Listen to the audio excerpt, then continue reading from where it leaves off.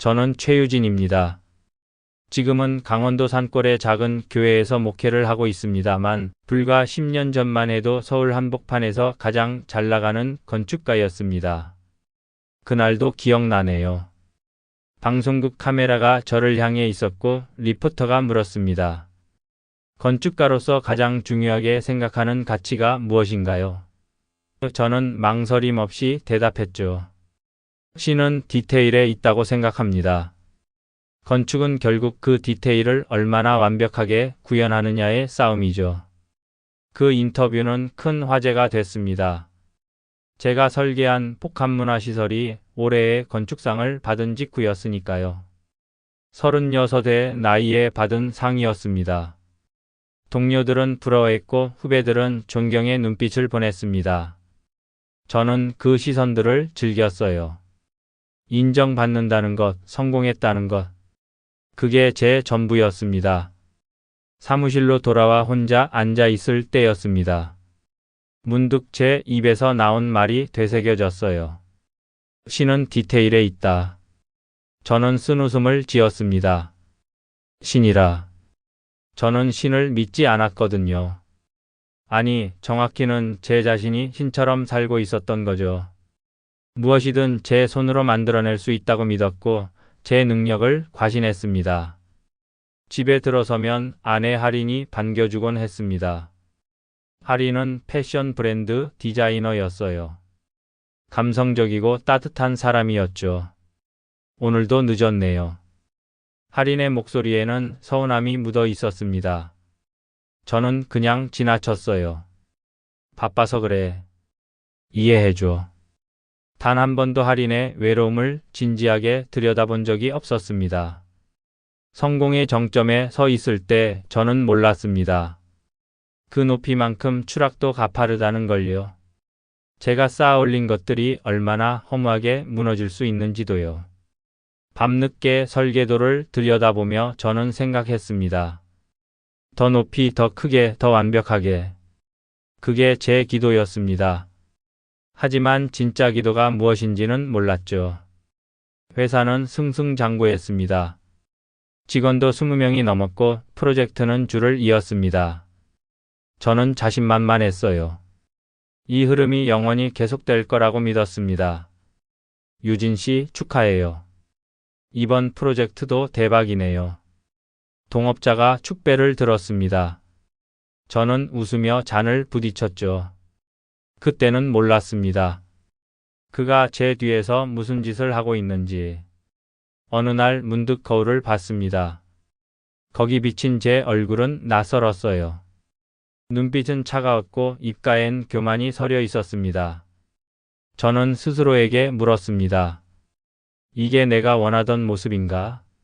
하지만 곧 고개를 저었죠. 성공한 사람은 다 이래. 이게 정상이야. 저는 제 마음의 경고를 무시했습니다. 할인은 점점 말이 없어졌습니다.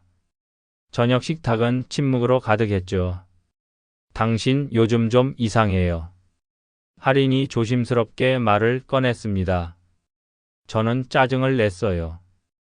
뭐가 이상해? 돈 벌어오는 게 이상해? 할인은 더 이상 말하지 않았습니다. 그렇게 우리 사이의 벽은 점점 높아졌죠. 성공이 주는 달콤함. 그 속에서 저는 서서히 썩어가고 있었습니다.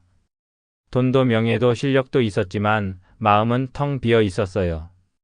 밤마다 술을 마셨습니다. 잠이 오지 않았거든요. 꿈속에서도 설계도가 나타났고 클라이언트의 목소리가 들렸습니다. 저는 쉬지 못했어요. 아니, 쉬는 법을 잊어버렸던 겁니다. IMF가 터졌습니다.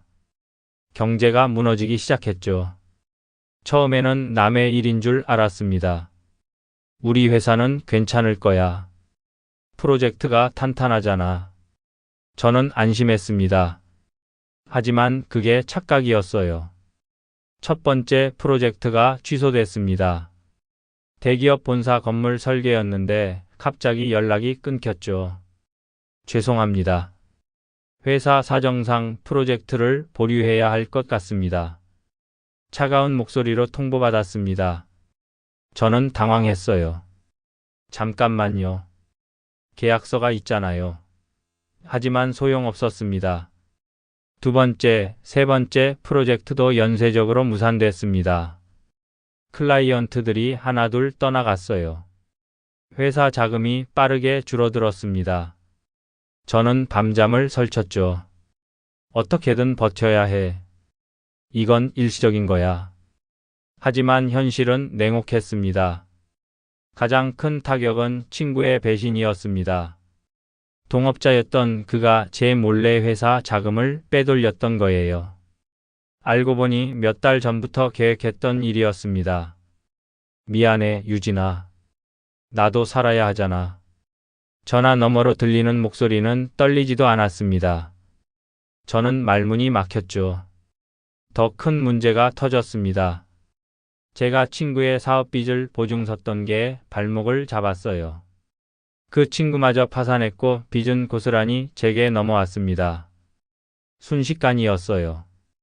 회사는 문을 닫았고 직원들은 뿔뿔이 흩어졌습니다. 저는 빈 사무실에 혼자 남았죠.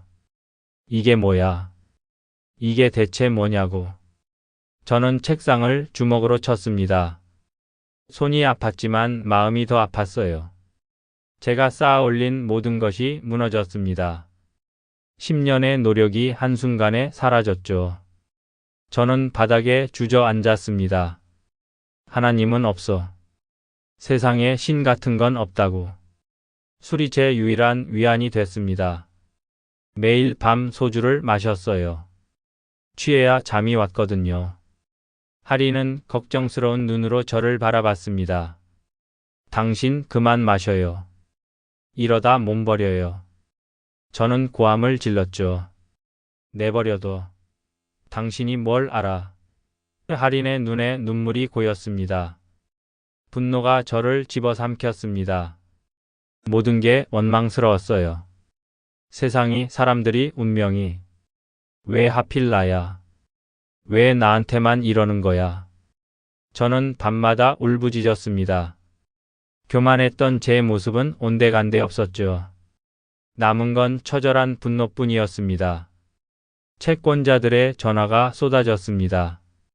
최유진 씨 언제 갚으실 겁니까? 차가운 목소리들이 저를 짓눌렀어요. 저는 전화를 꺼버렸습니다. 현실을 외면하고 싶었거든요. 집에만 틀어박혀 있었죠.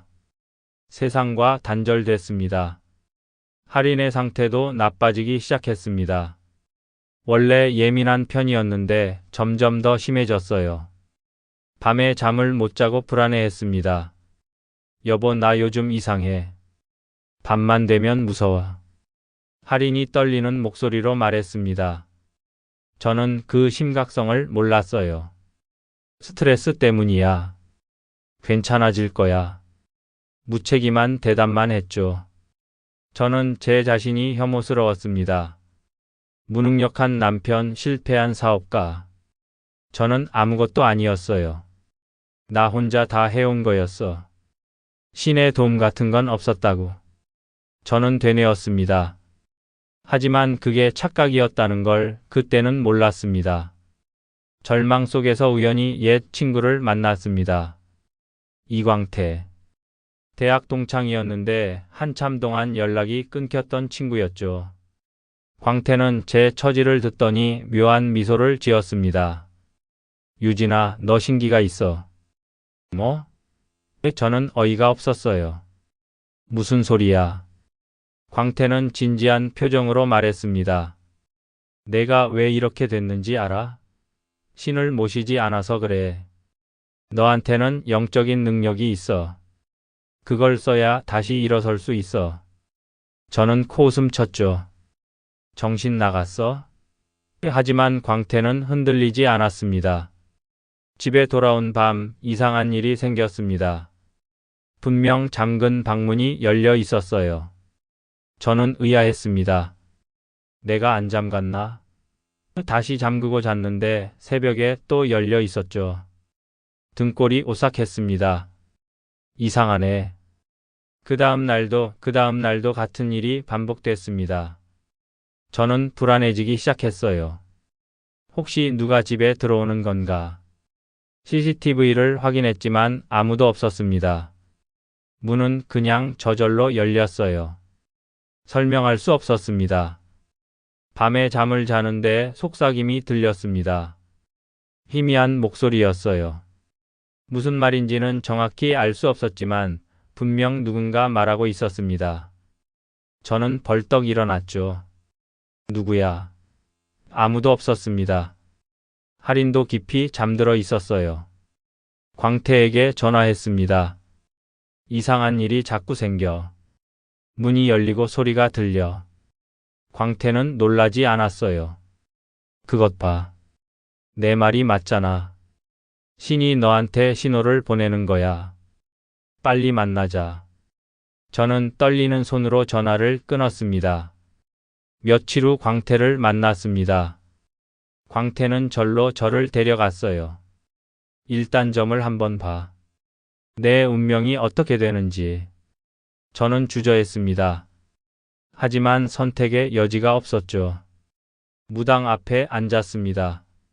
나이든 여자였어요. 그 여자는 제 얼굴을 보더니 고개를 끄덕였습니다. 신기가 있네요. 근데 신을 안 모셔서 이렇게 고생하는 거예요. 무당의 말이었습니다. 저는 멍하니 앉아 있었어요. 신을 모시면 어떻게 되는데요? 무당은 웃었습니다. 돈이 들어오죠. 사람들이 찾아오고 명예도 되찾을 수 있어요. 신이 당신을 쓰려고 하는데 거부하니까 이런 일이 생기는 거예요. 광태가 제안했습니다. 유진아, 우리 같이 해보자. 요즘 사람들 점 보러 많이 와. 특히 강남 쪽에는 돈 있는 사람들이 많아. 거기다 센터 하나 차리면 대박이야. 저는 망설였습니다. 하지만 다른 방법이 없었어요. 빚은 들어가고 돈은 없고. 알았어. 한번 해보자. 청담동 근처에 무속 힐링센터를 열었습니다. 세련된 인테리어에 은은한 조명을 달았어요. 겉보기엔 그냥 상담센터 같았습니다. 저는 점을 배우기 시작했죠. 사주를 보고 타로를 하고 신내림도 받았습니다. 처음에는 낯설었어요. 하지만 적응이 됐습니다. 손님들이 찾아왔습니다. 생각보다 많았어요. 강남 부인들, 사업가들, 연예인들까지. 제 운명이 어떻게 될까요? 사업이 잘 될까요? 이 남자가 진짜 제 운명인가요? 온갖 질문들이 쏟아졌습니다. 저는 대답했죠. 제가 무슨 말을 하는지도 모르면서. 돈이 들어오기 시작했습니다. 한 번에 몇십만 원씩 받았어요. 장사가 잘 됐습니다. 저는 안도했죠. 이제 좀 살 수 있겠네. 하지만 마음 한편이 불편했습니다. 이게 진짜 맞는 건가? 제가 지금 뭘 하고 있는 건가? 광태와 함께 일하던 다른 무당과 마찰이 생겼습니다. 우리 신이 더 센데 왜 내 신을 무시해? 어처구니 없는 싸움이었어요. 신이 센가 약한가를 따지다니. 저는 황당했습니다. 이게 뭐 하는 짓이야? 밤마다 악몽을 꿨습니다. 알 수 없는 존재들이 저를 짓눌렀어요. 잠에서 깨면 온몸이 땀으로 젖어 있었습니다. 낮에는 사람들에게 점을 봐주고 밤에는 두려움에 떨었죠. 이건 아닌데. 이건 정말 아닌데. 저는 혼란스러웠습니다. 할인은 제가 무슨 일을 하는지 정확히 몰랐습니다. 상담 일한다고만 말했거든요. 하지만 할인도 느꼈을 겁니다. 남편이 이상해졌다는 걸. 집안 분위기가 더 어두워졌다는 걸. 저는 할인을 똑바로 볼 수 없었어요. 부끄러웠으니까요. 할인의 상태가 급격히 나빠졌습니다. 처음에는 불면증이었어요. 밤에 잠을 못 자고 뒤척였습니다. 여보, 나 요즘 잠이 안 와. 자꾸 무서운 생각이 들어. 할인이 떨리는 목소리로 말했습니다. 저는 대수롭지 않게 여겼죠. 신경 쓸 일이 많아서 그래. 약 먹고 잡아. 하지만 약도 소용없었습니다. 하리는 점점 마르고 눈빛이 흐려졌어요. 외출도 못했습니다. 밖에 나가려고 하면 숨이 막힌다고 했죠. 여보, 나 이상해. 가슴이 너무 답답해. 숨을 쉴 수가 없어. 공황 발작이었습니다. 어느 날 새벽 비명소리에 잠에서 깼습니다. 할인이 방구석에 웅크리고 있었어요. 온몸을 떨고 있었습니다. 할인아. 저는 달려갔죠. 할인은 허공을 보며 중얼거렸습니다. 저기 누가 있어. 저기 누가 계속 쳐다봐. 제 등골이 서늘해졌습니다. 아무도 없었거든요. 할인아, 아무도 없어. 정신 차려. 할인은 제 팔을 붙잡았습니다. 있어. 분명히 있다고. 자꾸 속삭여. 내 귀에 계속 말을 해. 할인의 손톱이 제 팔에 박혔어요. 피가 났습니다. 병원에 데려갔습니다. 정신과 의사는 공황장애 진단을 내렸어요. 스트레스가 심하셨나 봅니다. 약물 치료와 상담이 필요합니다. 처방전을 받았습니다. 하지만 약을 먹어도 나아지지 않았어요. 오히려 더 심해졌습니다. 할인은 혼잣말을 하기 시작했습니다. 나한테 왜 그래? 난 아무것도 안 했는데. 제발 좀 그만해. 누구한테 하는 말인지 알 수 없었어요. 저는 무서웠습니다. 아내가 정말 이상해지는 것 같았거든요. 어느 날 할인이 제게 말했습니다. 여보, 우리 집에 뭔가 있어. 나쁜 게 있어. 밤마다 느껴져. 당신은 안 느껴져? 저는 할 말을 잃었습니다. 사실 저도 느끼고 있었거든요. 집안 분위기가 계속 무거워지고 있다는 걸. 하지만 인정하고 싶지 않았습니다. 겁이 났습니다. 할인이 이러다 정말 큰일 나는 거 아닐까. 저는 광태에게 전화했어요. 광태야, 우리 아내가 이상해. 귀신 같은 거 보인대. 광태는 심각한 목소리로 대답했습니다. 유진아, 그거 귀신 장난이야. 제대로 막아줘야 해. 광태가 무당을 데려왔습니다. 무당은 우리 집을 둘러보더니 고개를 저었어요. 여기 기운이 안 좋네요. 구슬해야겠어요. 저는 망설였습니다. 하지만 다른 방법이 없었죠. 무당은 구슬했습니다. 징을 치고 춤을 추고 주문을 외웠어요. 잠시 나아지는 것 같았습니다. 하지만 며칠 후 또다시 시작됐어요. 할인의 공황 발작이 더 심해졌습니다. 여보, 안 돼. 더 심해졌어. 이젠 낮에도 보여. 자꾸 뭔가 따라다녀. 할인은 울부짖었습니다. 저는 손이 떨렸어요. 다시 무당을 불렀습니다. 이번엔 다른 무당이었어요. 그 무당은 구슬하다가 갑자기 멈췄습니다. 여기는 제가 어떻게 할 수 있는 게 아니네요. 무슨 소리예요? 제가 물었습니다. 무당은 난처한 표정을 지었어요. 이건 귀신 장난이 아니라 더 큰 거예요. 솔직히 말하면 교회 가서 기도하는 게 나을 것 같아요. 뭐라고요? 저는 어이가 없었습니다. 무당이 교회 가라니. 진심이에요.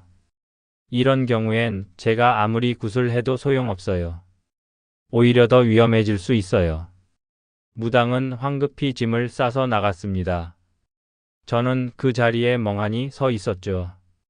할인의 상태는 계속 악화됐습니다. 밥도 제대로 못 먹고 씻지도 못했어요. 방에만 틀어박혀 있었습니다. 여보, 나 이러다 죽을 것 같아. 정말 죽을 것 같아. 할인의 목소리는 처절했습니다. 저는 무릎이 꺾였어요.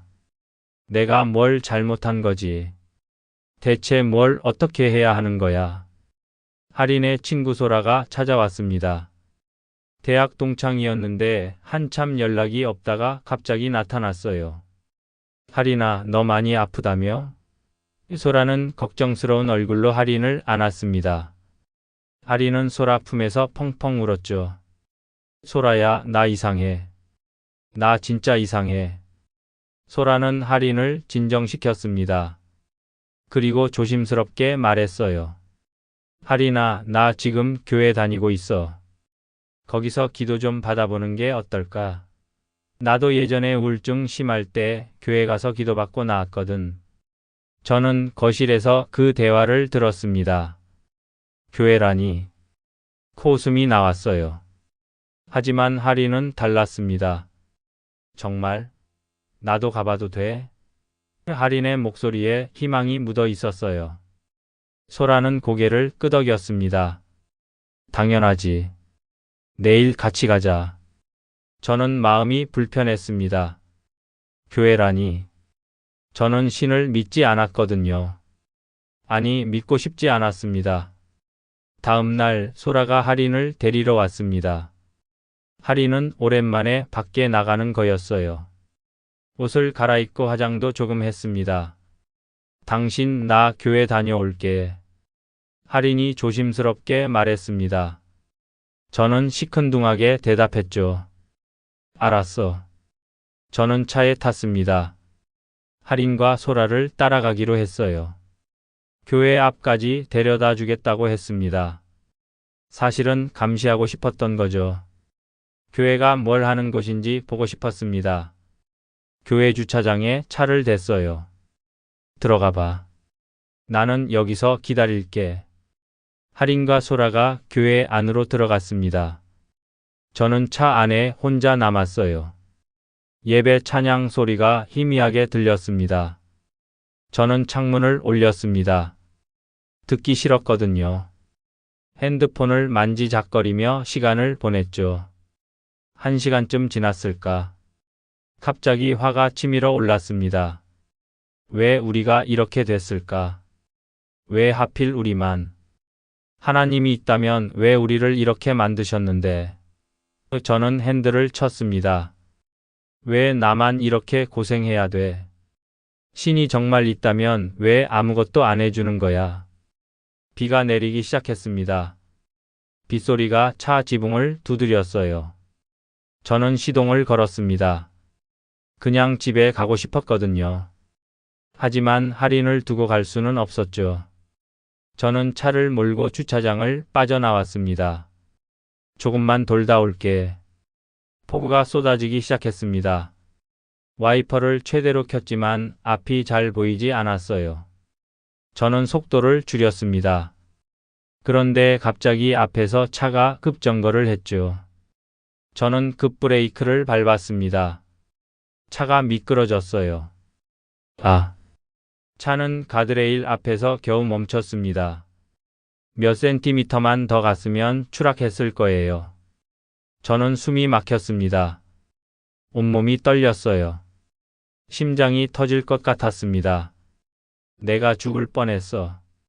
방금 죽을 뻔했다고. 그 순간이었습니다. 제 입에서 말이 터져 나왔어요.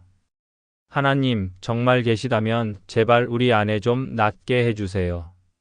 낫게만 해주시면 제가 주님께 인생을 다시 드리겠습니다. 제발요. 저는 울고 있었습니다. 언제 온 건지도 모르게 눈물이 흘러내렸죠. 저는 핸들에 얼굴을 묻었습니다. 제발요, 제발. 되뇌었습니다.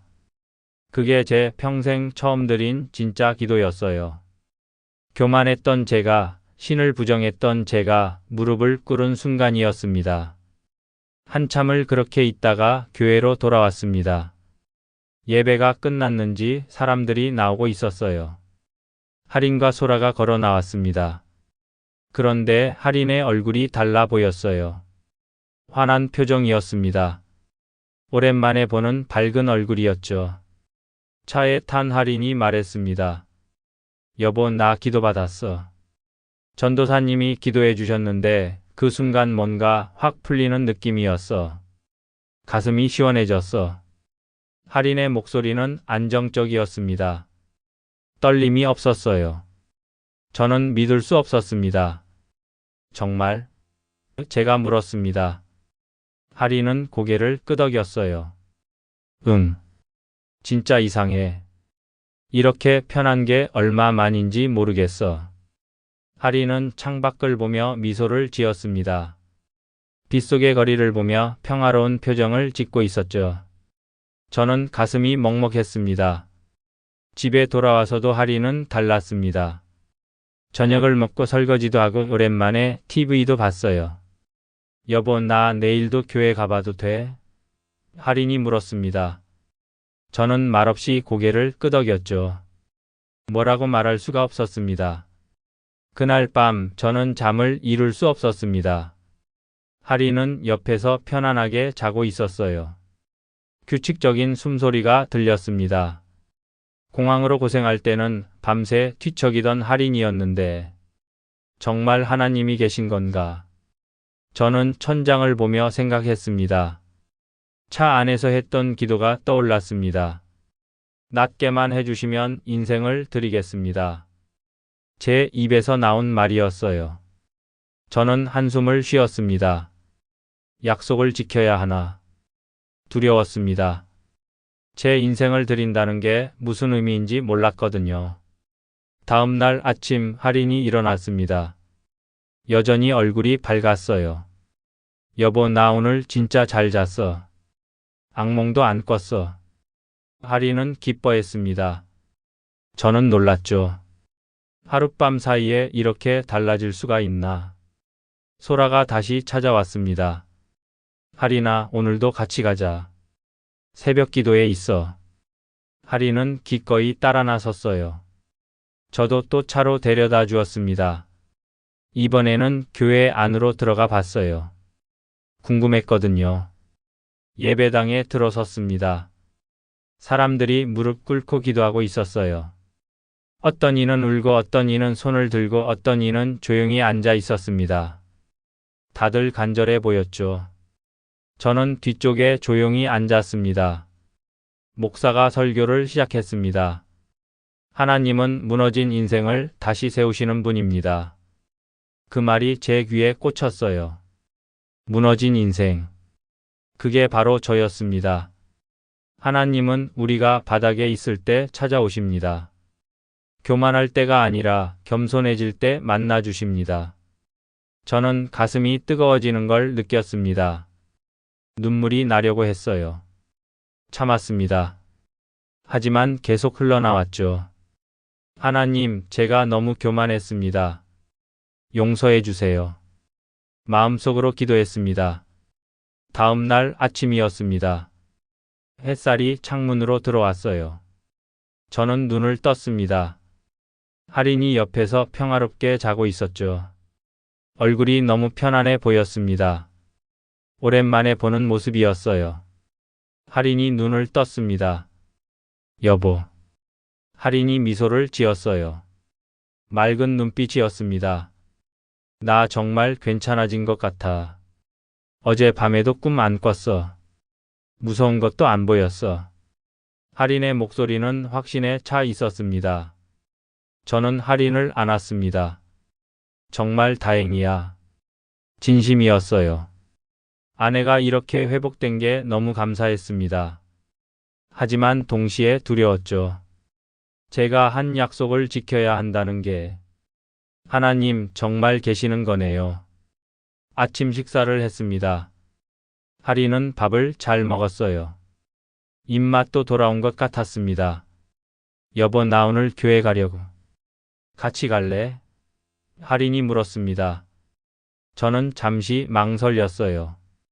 하지만 고개를 끄덕였습니다. 응, 같이 가자. 교회에 함께 갔습니다. 주일 예배였어요.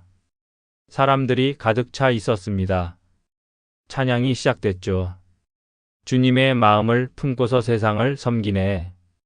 사람들이 손을 들고 노래했습니다. 저는 어색했어요. 하지만 따라 불러봤습니다. 설교 시간이었습니다. 목사가 말했어요. 오늘 처음 오신 분들이 계십니다. 환영합니다. 하나님께서는 여러분을 이 자리로 부르셨습니다. 저를 보는 것 같았습니다. 가슴이 두근거렸어요. 여러분, 하나님은 우리가 죄인임을 아십니다. 그럼에도 불구하고 사랑하십니다. 예수님께서 십자가에 달려 죽으신 이유는 우리를 구원하시기 위함입니다. 목사의 목소리는 떨렸습니다. 감정이 묻어 있었어요. 저는 고개를 숙였습니다. 눈물이 났습니다. 저는 죄인입니다. 교만했고 탐욕스러웠고 하나님을 무시했습니다. 용서해 주세요. 마음속으로 고백했어요. 눈물이 멈추지 않았습니다. 지금 이 순간 하나님을 영접하고 싶으신 분은 일어나 앞으로 나오십시오. 목사가 초청했습니다. 저는 망설였어요. 하지만 할인이 제 손을 잡았습니다. 여보, 같이 나가자. 할인의 눈에도 눈물이 고여 있었죠. 우리는 함께 일어섰습니다. 앞으로 걸어 나갔어요. 다리가 떨렸습니다. 강단 앞에 무릎을 꿇었습니다. 목사가 우리에게 다가왔어요. 환영합니다. 예수님을 영접하시겠습니까? 예. 저는 대답했습니다. 할인도 고개를 끄덕였어요. 목사가 기도했습니다. 하나님 아버지, 이 두 영혼을 주님께 인도합니다. 이들을 축복하시고 새롭게 하소서. 따뜻한 손이 제 어깨에 놓였습니다. 기도가 끝났습니다. 저는 일어섰어요. 뭔가 달라진 느낌이었습니다. 가슴이 가벼워졌어요. 오랫동안 짊어지고 있던 무게가 내려간 것 같았습니다. 하나님 아버지. 처음으로 그렇게 불러봤습니다. 교회를 나서며 할인이 말했습니다. 여보, 우리 이제 시작이네. 저는 고개를 끄덕였어요. 응, 새로운 시작이야. 하늘을 올려다봤습니다. 맑은 하늘이었어요. 구름 사이로 햇살이 쏟아졌습니다. 그날부터 우리는 교회에 다니기 시작했습니다. 매주 일요일마다 예배를 드렸어요. 새벽 기도회에도 나갔습니다. 성경을 읽기 시작했죠. 처음에는 이해가 안 됐습니다.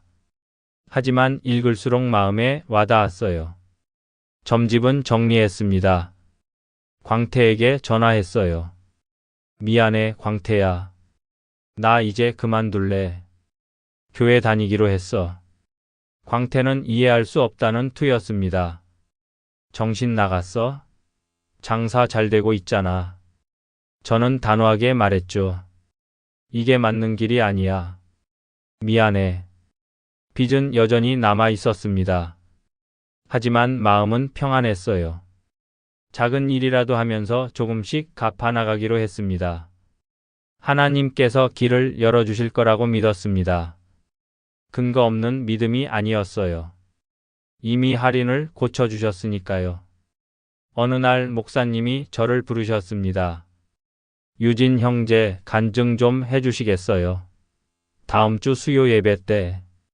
저는 놀랐습니다. 제가요? 아직 신앙이 짧은데요. 목사님은 미소 지으셨어요. 괜찮습니다. 하나님께서 형제를 어떻게 변화시키셨는지 나눠주세요. 간증을 준비했습니다. 제 인생을 되돌아봤어요. 성공했을 때의 교만, 실패했을 때의 분노, 무속에 빠졌을 때의 혼란, 그리고 하나님을 만난 순간, 모든 것이 하나님의 계획이었다는 걸 깨달았습니다. 수요 예배 날이었습니다. 강단에 섰어요. 떨렸습니다. 하지만 입을 열었습니다. 저는 한때 제가 신인 줄 알았습니다. 하지만 하나님께서 저를 낮추셨고 진짜 신이 누구인지 보여주셨습니다. 사람들이 귀를 기울였어요. 저는 건물을 짓는 사람이었습니다. 하지만 하나님께서는 무너진 제 마음을 다시 세우셨습니다. 이제 저는 압니다. 진짜 건축가는 하나님이시라는 것을요. 박수가 터져 나왔습니다. 저는 울고 있었어요. 감사의 눈물이었습니다. 교회 생활이 익숙해졌습니다. 봉사도 시작했어요. 주차 봉사를 했습니다. 매주 일요일 아침 일찍 나가 차량을 안내했죠. 어서 오세요. 하나님의 은혜가 함께 하시길. 밝게 인사했습니다. 섬기는 마음이 생겼어요. 어느 날 목사님이 제안하셨습니다. 형제, 해외 선교에 관심 있으세요? 라오스에 교회 건축 선교가 있는데. 저는 귀가 번쩍 뜨였습니다. 건축이라니. 제 전공이었어요. 정말요? 제가 도움이 될까요? 물론입니다. 건축가 출신이시잖아요. 현지에서 교회당을 지어야 하는데 전문가가 필요합니다. 목사님의 말씀이었습니다. 저는 망설이지 않았어요. 가겠습니다. 꼭 가고 싶습니다. 하나님께서 부르시는 것 같았습니다. 준비 기간이 시작됐습니다. 예방접종을 맞고 여권을 만들고 선교 교육을 받았어요. 라오스에 대해 공부했습니다. 가난한 나라였어요. 교회가 부족하고 복음을 모르는 사람들이 많았습니다. 할인도 함께 가기로 했습니다. 여보, 나도 도울 게 있을 거야. 같이 가자. 할인은 의욕적이었어요.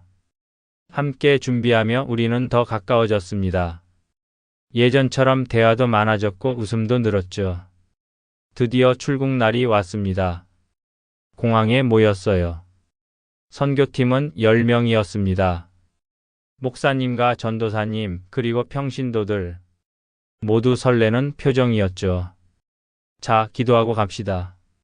목사님이 말씀하셨습니다. 손을 잡고 기도했어요. 비행기를 타고 라오스로 향했습니다. 몇 시간을 날아갔어요. 창밖으로 구름이 흘러갔습니다. 저는 생각했습니다. 제가 이렇게 선교를 가게 될 줄은. 몇 년 전만 해도 상상도 못했던 일이었어요. 라오스에 도착했습니다.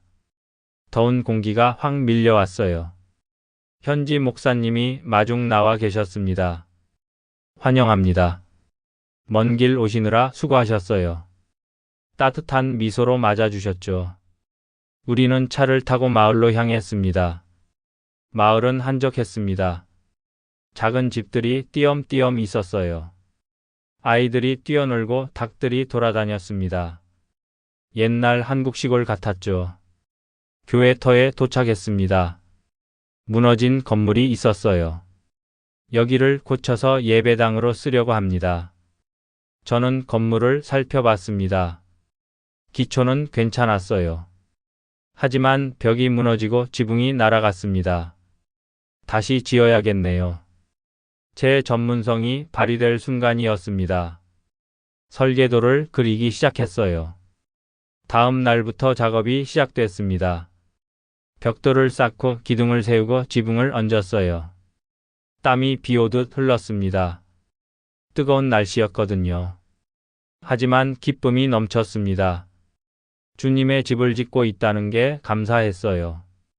현지 사람들도 도와줬습니다. 함께 일하며 웃고 대화했어요. 언어는 통하지 않았지만 마음은 통했습니다. 감사합니다. 라오스어로 배운 말을 했죠. 그들도 웃으며 손을 흔들었습니다. 일주일째 되는 날이었습니다. 한 어린아이가 다가왔어요. 10살쯤 되어 보였습니다. 아이는 저를 올려다보며 말했어요. 선생님, 하나님이 집 짓는 사람 데려오셨대요. 통역을 통해 들은 말이었습니다. 그 순간 제 눈에서 눈물이 터져 나왔습니다. 하나님께서 저를 부르신 이유를 깨달았어요. 제가 건물을 짓던 건 이 순간을 위해서였습니다.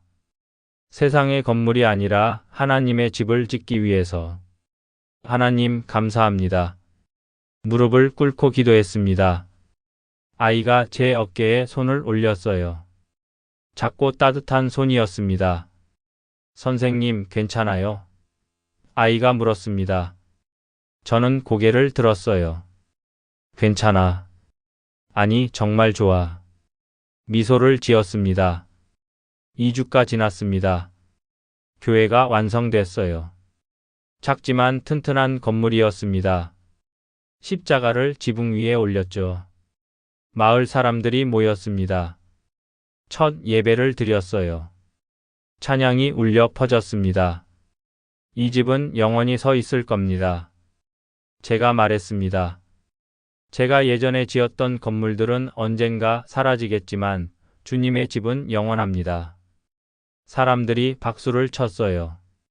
저는 할인을 보았습니다. 할인도 울고 있었죠. 그날 밤 숙소에서 할인과 이야기했습니다. 여보, 나 목사가 되고 싶어. 제 입에서 나온 말이었습니다. 할인은 놀라지 않았어요. 나도 그럴 줄 알았어. 당신 얼굴 보면 알아. 하나님께서 부르신 거야. 할인이 제 손을 잡았습니다. 신학교 가야겠어. 제대로 공부하고 준비해서 목회자가 되고 싶어. 저는 확신이 있었습니다. 이게 하나님께서 저를 부르신 이유라는 걸요. 할인은 미소 지었어요. 좋아. 나도 함께 할게. 사모로서 잘 도울게. 한국으로 돌아왔습니다. 달라진 마음으로 돌아왔어요. 신학교 입학 원서를 냈습니다. 합격했죠. 공부가 시작됐습니다. 히브리어, 헬라어, 신학, 설교학. 모든 게 새로웠습니다. 하지만 즐거웠어요. 밤늦게까지 공부했습니다. 할인이 커피를 갖다 줬어요. 파이팅! 우리 미래의 목사님. 할인이 격려했습니다. 저는 웃었죠. 고마워. 당신이 있어서 할 수 있어. 함께 꿈을 향해 걸어가고 있었습니다. 신학교를 졸업했습니다. 4년의 시간이 흘렀어요. 저는 목사 안수를 받았습니다. 강단에 섰을 때의 그 떨림을 잊을 수 없습니다. 주님, 부족한 종을 써주소서. 기도했어요. 첫 부임지가 정해졌습니다. 강원도의 작은 산골 마을이었어요. 교인이 40명 남짓한 교회였습니다. 어떤 목사들은 꺼려하는 곳이었죠. 하지만 저는 기뻤습니다. 여기가 저를 필요로 하는 곳이구나. 할인과 함께 짐을 싸서 내려갔습니다. 산길을 한참 올라가야 나오는 마을이었어요. 목회자 사택은 낡았습니다. 벽지가 떨어지고 보일러가 고장났죠. 하지만 괜찮았어요. 우리 손으로 고치면 돼. 첫 주일이었습니다. 예배당에 교인들이 모였어요. 대부분 나이 드신 분들이었습니다. 젊은 사람은 거의 없었죠. 새로 오신 목사님입니다. 장로님이 소개하셨습니다. 저는 인사를 드렸어요. 잘 부탁드립니다. 설교를 시작했습니다. 하나님께서는 무너진 인생 위에도 새 집을 지으십니다. 제 간증을 나눴어요. 교인들이 눈물을 흘렸습니다. 목사님, 감사합니다. 좋은 말씀 들었습니다. 예배 후에 악수를 나눴죠. 목회는 쉽지 않았습니다. 교인들은 각자의 아픔이 있었어요. 병든 분들, 가난한 분들, 자식 걱정하는 분들. 저는 신방을 다녔습니다. 집집마다 찾아가 기도해드렸죠. 하나님께서 함께 하실 겁니다. 농사일도 도왔습니다. 밭일을 거들고 김장을 도왔어요. 처음엔 서툴렀습니다. 하지만 배워갔죠. 목사님, 손재주가 좋으시네요. 교인들이 칭찬했습니다. 저는 웃으며 대답했어요. 원래 건축가였거든요. 시간이 흘렀습니다. 교회에 변화가 생겼어요. 젊은 사람들이 하나둘 나오기 시작했습니다. 아이들도 늘었죠. 주일학교가 생겼습니다. 작지만 활기찬 교회가 됐어요. 예배당이 낡아서 보수가 필요했습니다. 저는 설계도를 그렸어요. 옛날 실력이 살아났습니다. 이렇게 하면 더 튼튼하고 넓어질 겁니다. 장로님이 놀라셨죠.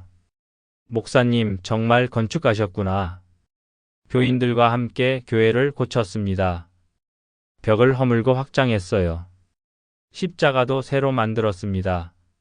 몇 달이 걸렸죠. 하지만 즐거웠습니다. 함께 땀 흘리며 일하는 게 행복했어요.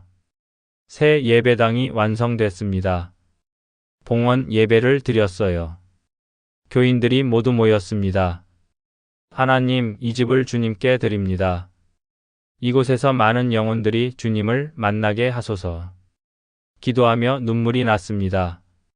청담동의 화려한 건물이 아니라 이 작은 산골 교회를 짓게 하신 하나님께 감사했어요. 어느 주일 아침이었습니다. 강단에 섰어요. 창문 너머로 산이 보였습니다.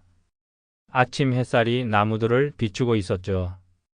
형제자매 여러분, 제가 입을 열었습니다. 저는 한때 높은 건물을 설계하며 살았습니다.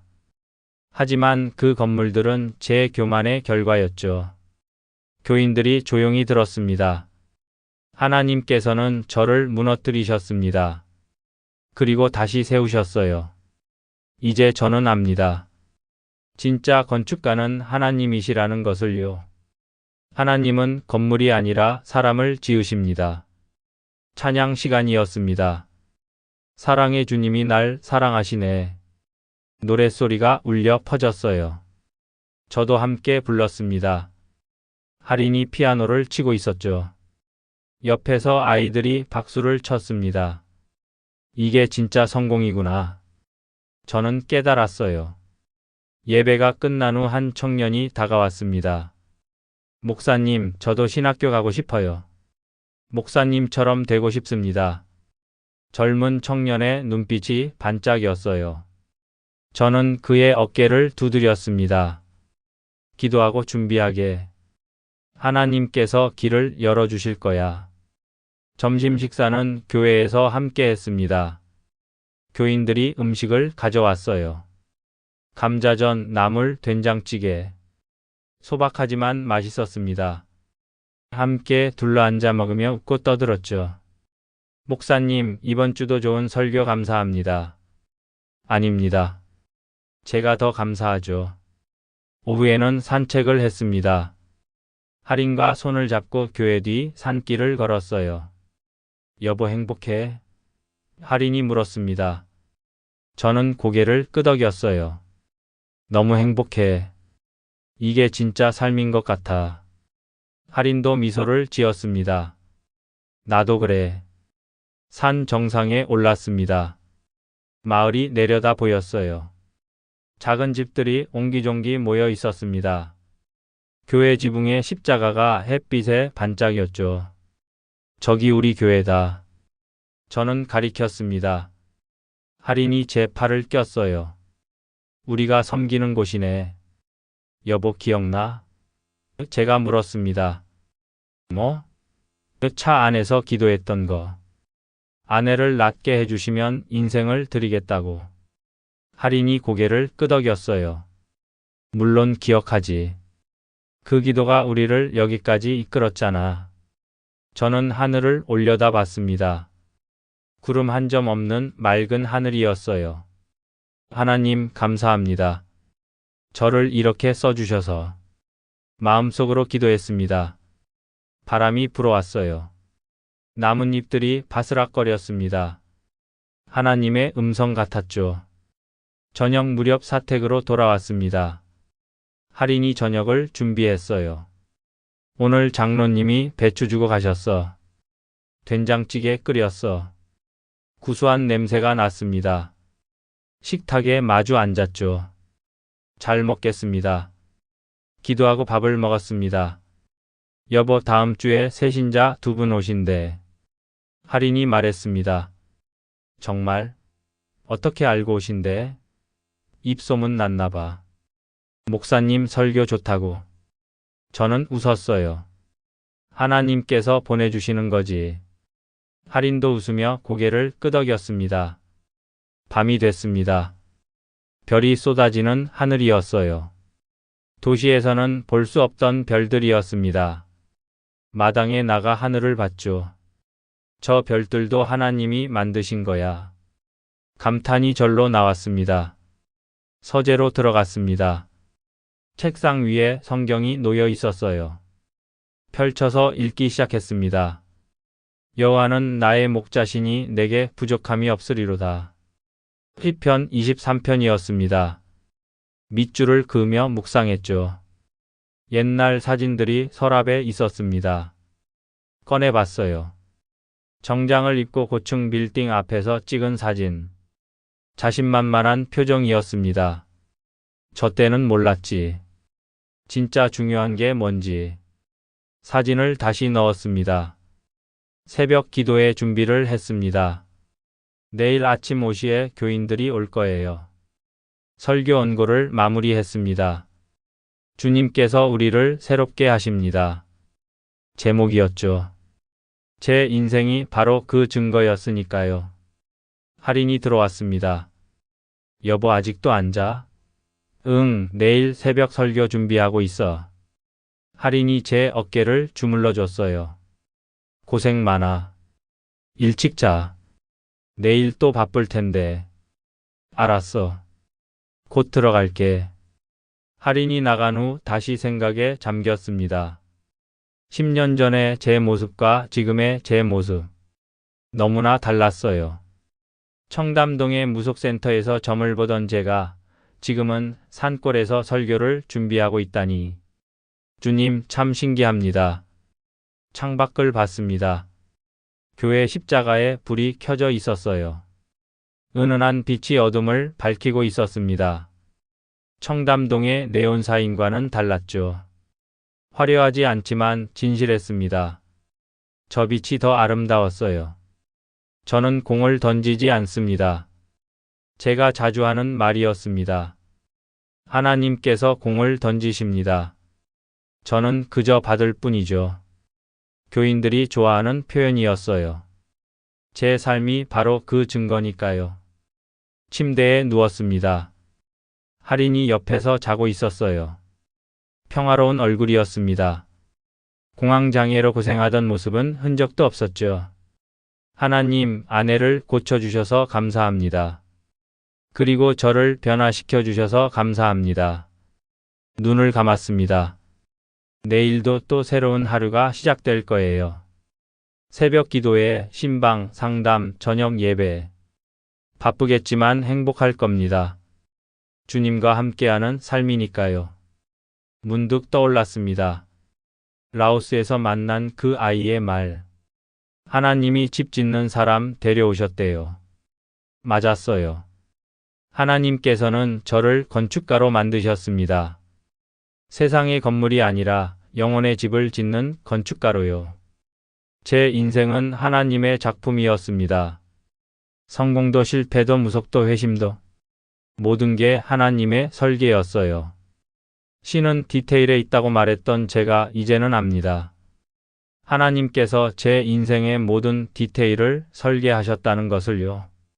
어둠 속에서 미소를 지었습니다. 내일 아침이 기다려졌어요. 교인들과 함께 기도하고 찬양하고 말씀을 나눌 생각을 하니 가슴이 뛰었습니다. 주님, 내일도 저를 써주세요. 이 작은 종을 써주세요. 잠이 왔습니다. 편안한 잠이었어요. 악몽도 두려움도 없었습니다. 하나님의 품 안에 있는 평안이었죠. 내일은 또 어떤 하루가 펼쳐질까? 기대가 됐습니다. 새벽 4시 30분에 알람이 울렸습니다. 일어나 세수를 하고 옷을 갈아입었어요.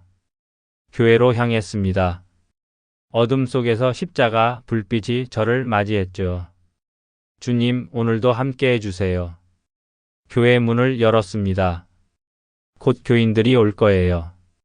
강단에 섰습니다. 마이크를 켰죠. 하나님, 오늘도 말씀을 전하게 하소서. 부족한 종이지만 주님께서 기름 부어주소서. 첫 교인이 도착했습니다. 할머니 한 분이었어요. 목사님, 새벽부터 수고하십니다. 아닙니다. 이렇게 나와주셔서 감사하죠. 악수를 나눴습니다. 따뜻한 손이었어요. 하나둘 교인들이 모였습니다. 10명쯤 됐어요. 다들 졸린 눈을 하고 있었지만 표정은 밝았습니다. 자, 찬양으로 시작하겠습니다. 할인이 피아노 앞에 앉았어요. 찬양이 시작됐습니다.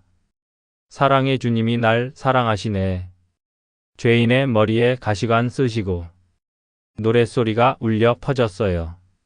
산골의 새벽을 깨웠습니다. 저도 함께 불렀죠. 눈물이 났습니다. 감사의 눈물이었어요. 설교를 시작했습니다. 사랑하는 형제자매 여러분, 하나님께서는 우리 인생을 새롭게 하십니다. 제 목소리가 울렸습니다. 저는 한때 무너진 사람이었습니다. 하지만 하나님께서 다시 세워주셨어요. 여러분도 그렇게 될 수 있습니다. 교인들이 아멘이라고 화답했습니다.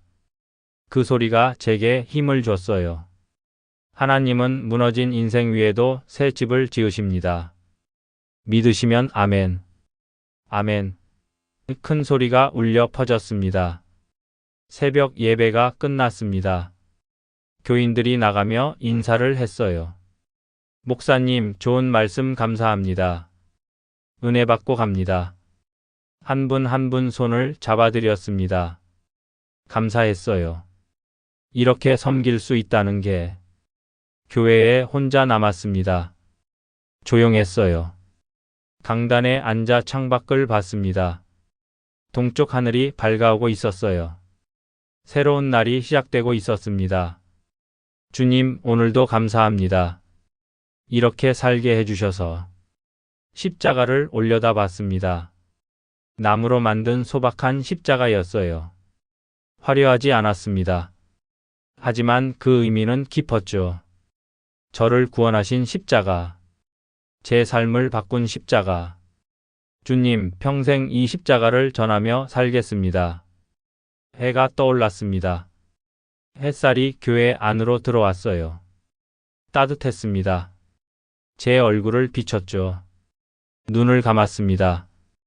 햇살을 느꼈어요. 하나님의 사랑 같았습니다. 저는 최유진입니다. 혼자 중얼거렸습니다. 한때 교만한 건축가였고 무너진 사업가였고 헤매던 점쟁이였습니다. 하지만 이제는 하나님의 종입니다. 이 산골 교회의 목사입니다. 그리고 그것으로 충분합니다. 교회 문을 나섰습니다. 아침 공기가 상쾌했어요. 새들이 지저귀고 있었습니다. 마을이 깨어나고 있었죠. 저도 새로운 하루를 시작할 준비가 됐습니다. 주님과 함께하는 하루를요. 집으로 걸어가며 생각했습니다. 제 인생은 한 편의 드라마 같았어요. 기승전결이 완벽했습니다. 하지만 이건 드라마가 아니었어요. 실제 제 삶이었고 하나님께서 쓰신 이야기였습니다. 할인이 아침을 준비하고 있었습니다. 다녀왔어? 응. 은혜로웠어. 식탁에 앉았어요. 따뜻한 밥과 국이 준비되어 있었습니다. 잘 먹겠습니다. 함께 기도하고 식사를 시작했죠. 여보. 할인이 불렀습니다. 응. 행복해. 할인이 미소 지으며 물었어요. 저는 망설임 없이 대답했습니다. 정말 행복해. 이보다 더 행복할 순 없을 것 같아. 진심이었어요. 밥을 먹으며 오늘 일정을 확인했습니다. 오전에는 신방, 오후에는 청년 모임, 저녁에는 수요 예배. 바쁜 하루가 될 거예요. 하지만 기뻤습니다. 하나하나가 다 의미 있는 일이니까요. 식사를 마치고 서재로 갔습니다. 책상 위에 성경이 펼쳐져 있었어요. 오늘의 말씀을 읽기 시작했습니다. 주의 말씀은 내 발의 등이요 내 길의 빛이니이다. 시편 119편이었습니다. 아멘. 주님, 오늘도 말씀으로 인도하소서. 창밖에 십자가가 보였습니다. 아침 햇살을 받아 빛나고 있었어요. 청담동의 화려한 네온사인은 사라졌지만 이 소박한 십자가 빛은 영원히 빛날 겁니다. 그게 제 믿음이었어요. 하나님은 무너진 인생 위에도 새 집을 지으십니다. 다시 한번 중얼거렸습니다. 제 인생의 모토가 된 말이었어요. 그리고 앞으로도 계속 전할 메시지였습니다. 새로운 하루가 시작됐습니다. 주님과 함께하는 하루. 섬기는 하루. 감사한 하루. 저 최유진은 이제 하나님의 사람입니다.